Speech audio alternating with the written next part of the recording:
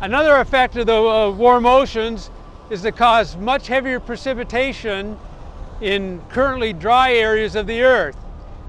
And this is a major mystery of Earth science.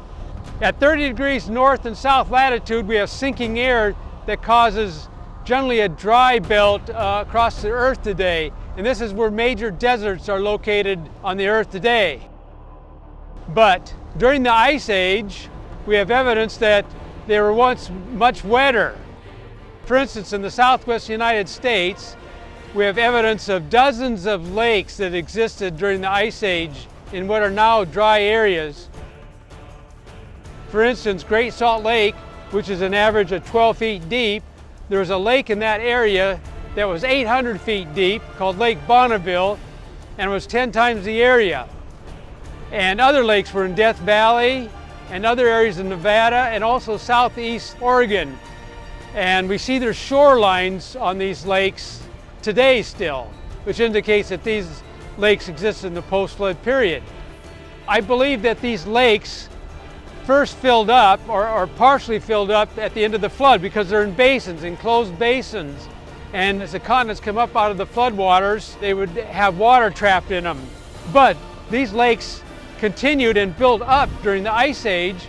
We know this because Lake Bonneville raised and overflowed into southeast Idaho, causing the Bonneville Flood during the Ice Age. So we know that these lakes increased in altitude because of the heavier precipitation. Other areas around the Earth, we know that there are lakes in currently dry areas of Australia. The Dead Sea area had a deeper lake in that area. The Sahara Desert had rivers and lakes. And some of the fossils we find there are of amphibious animals like hippopotamuses, there's giraffes and other large animals in the Sahara. And man has left artwork showing some of the animals as well by the tens of thousands in the Sahara Desert. Same with Saudi Arabia. So these areas were wet during the Ice Age, but this is a major mystery of secular Earth science because they can't account for why these areas would be wet. And this idea that they use is called Uniformitarianism.